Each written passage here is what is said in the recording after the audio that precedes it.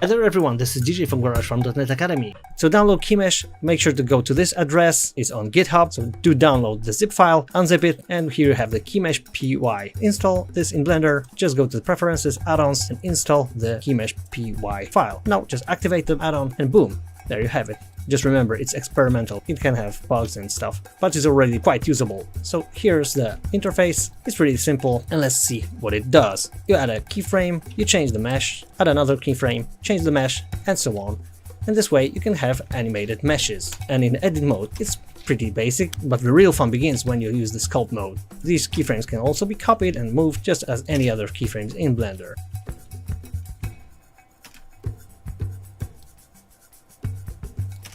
So now let me show you how I created the intro animation with a clay Suzanne. First, you need to add the monkey. Now subdivide it a little bit just to have some geometry to work with. I'll apply the subdivision modifier. And there you go. The mesh is quite dense. Maybe let's add a little bit more density. This is just a single monkey in the scene, so we'll need to save on geometry. Right now I can modify it in the sculpt mode. We have a lot of nice brushes like a clay thumb, just to make things look more clayish. Now let's quickly create a cycles material for that. I just imported a few nice textures from CC0 textures, just to make the thing look like clay. Now add a few lights, set up lighting so that it looks better. Even a piece of clay can look really nice if you light it correctly, or else it will look like crap. Let me play with the lights positions a bit and maybe add some colors to the lights just to give a little bit more interest to the whole thing. And this is how the shader looks like. It's pretty basic, just the principled shader. I'll get rid of the displacement because I'll use the displacement modifier just to make my clay a little bit more sophisticated. I'll add a texture here. Oh, the monkey got crazy, but let's tone it down a bit.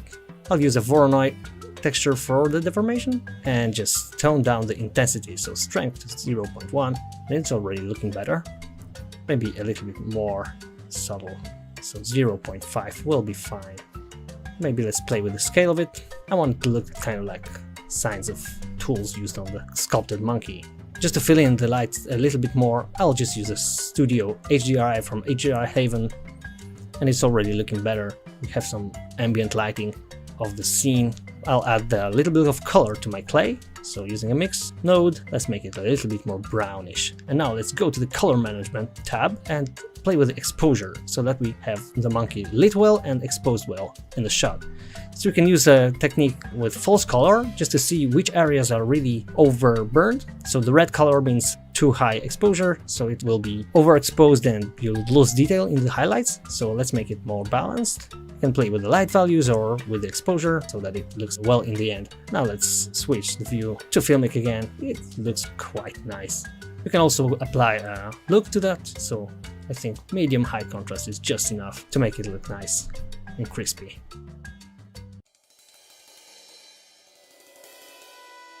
Alright, enough of that look dev. Let's make the monkey animated. Let's go frame by frame. From the first frame, I'll add a keyframe with the Keymesh add-on, and then I'll move to the sculpt mode and I can modify my monkey. I'll use the grab brush to do that. Oh, you can see that there are strange artifacts appearing, and that's just because of the displacement modifier, so I'll turn it off just for the sake of sculpting. I'll turn it on back after that and it will work fine. So it's just a small bug of this. I'm setting up keyframes right now for each frame, and you can see I can toggle between them with the arrows and it already starts to move. Quite nice.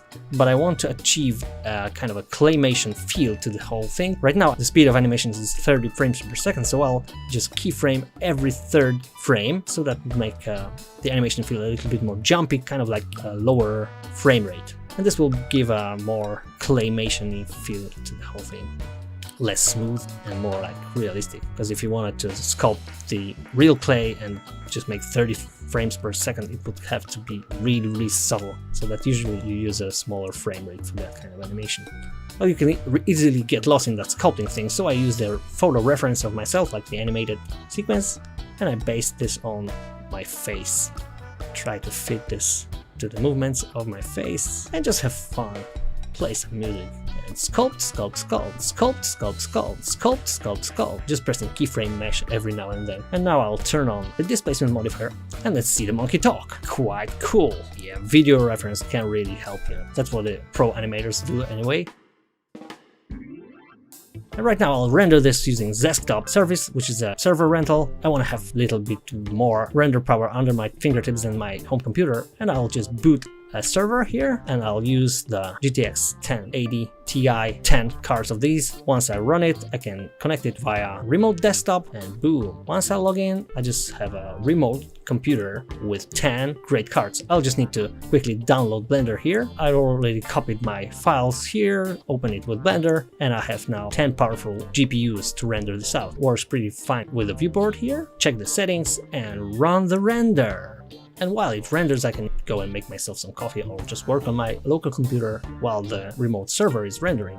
And I can just imagine how long a single frame would take on my single GPU. Right now, with this 10 powerful cards, less than 15 seconds per frame. So I rendered every third frame, so just 100 frames for the whole animation. It was just like a blaze. I just copied the file and pasted it in my local PC. After I have the whole thing finished, it's quite important not to forget to close the server, because I'm really paying for time here. As you can see, I didn't really go bankrupt on this. It just took me less than an hour, so I paid $4 for the whole thing. And there you go. Now you have a talking monkey, or whatever claymation animation you want to create. Pretty curious about your results with the key mesh add-on? Please share it in the comments. I hope you liked it, and don't forget to like, share and subscribe. Hit that bell button so you don't miss the next videos. And if you didn't like it, well then just go eat a banana. And now back to my identity crisis. So see you in the next tutorials from GarageFarm.net Academy.